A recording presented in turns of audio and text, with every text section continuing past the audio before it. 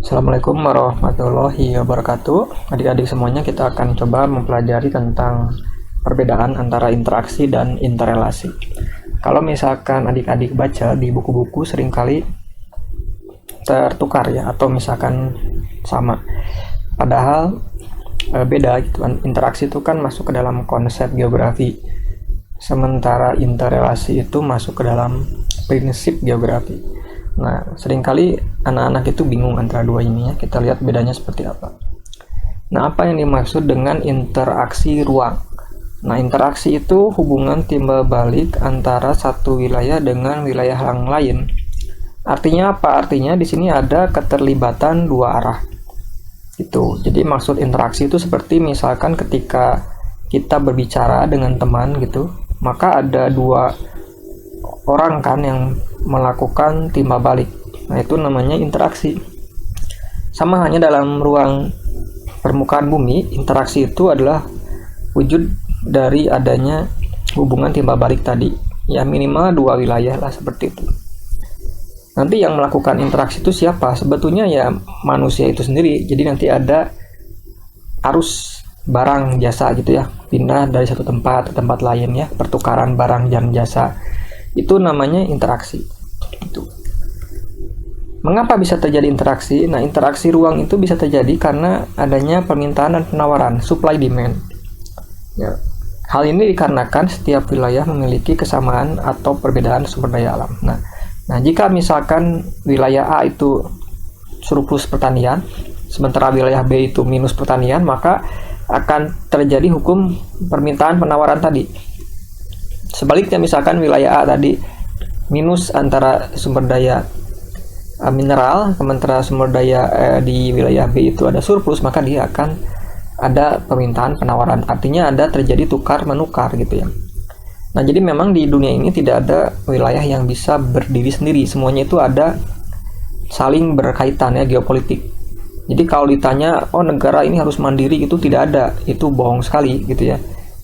Itu jadi tidak ada negara siapapun yang bisa mandiri. Semuanya itu ketergantungan ya.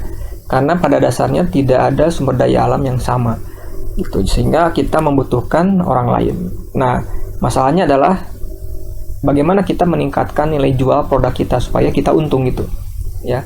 Mungkin sumber daya alamnya antara wilayah A dan B sama gitu ya, ada yang sama, misalkan Indonesia punya batu bara, Cina punya batu bara, dan lain sebagainya. Tapi apa nilai jual kita yang bisa meningkat dari batu bara gitu maksudnya. Jadi meningkatkan value-nya.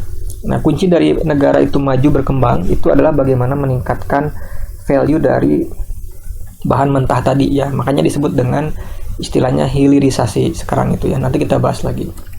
Nah, contoh interaksi apa? Misalkan desa mengirim bahan pangan ke kota, sementara kota mengirim bahan elektronik ke desa. Nah, ini wujud dari adanya interaksi. Kalau dikaitkan ke topik yang bab desa, desa itu adalah hinterland. Artinya dia itu supply pemasok bahan pangan dari bahan pangan kota gitu. Nah, jadi kota itu kan punya industri alat-alat kayak traktor ya, kemudian pupuk. Itu kan dihasilkan di wilayah perkotaan, nanti kan didistribusikan ke desa. Hasilnya desa menghasilkan bahan pangan tadi ya gitu, pertanian, kemudian dioper lagi ke kota gitu. Sementara apa itu interrelasi? Kalau interrelasi itu keterkaitan fenomena dalam suatu ruang. Nah, keterkaitan ini menunjukkan suatu hubungan yang logis. Jadi ini misalkan setelah hujan lebat di lereng Gunung Merapi terjadi banjir lahar di sungai dan merusak pemukiman di sekitar bantaran pinggir sungai ya. Nah, ini artinya ada keterkaitan gitu ya. Setelah A terjadi maka B terjadi, maka C terjadi. Ini namanya hubungan logis, interrelasi gitu. Kalau ditarik lagi misalkan ke belakang, mengapa muncul gunung api di Jawa? Maka jawabannya adalah karena kita ada di ring of fire, jadi zona subduksi atau megatrust misalkan ini antara lempeng Eurasia, Indo-Australia. Jadi mengaitkan gitu ya, dan dia itu mengarahnya jadi urut gitu ya. Jadi interaksi itu harus ada timbal balik dua arah. Sementara interrelasi itu hubungan lurus yang logis terkait fenomena. Nah, jadi ini kalian harus bisa mencoba membuat kalimat-kalimat gitu ya. Kalimat yang mengatakan dua ini, misalkan interaksi. Berikanlah contoh fenomena interaksi. Jadi buatkan kalimatnya kan. Contoh tadi desa mengirim sayuran ke kota, sementara kota mengirim bahan elektronik ke desa. Nah, jadi ada kalimatnya menyatakan itu. Kemudian kalau interrelasi tadi mudah aja, misalkan setelah hujan deras berjam-jam di Kota Bogor terjadi pohon tumbang ya di beberapa titik jalan raya utama. Nah, itu contoh dari adanya keterkaitan logis, interrelasi. Itu kalau misalkan bukan hujan apa? Misalkan kalau bukan hujan, kemarau panjang di kota A misalkan B, C, D mengakibatkan apa? Terjadinya kekeringan atau puso, gagal panen. Nah, itu adanya hubungan keterkaitan gitu.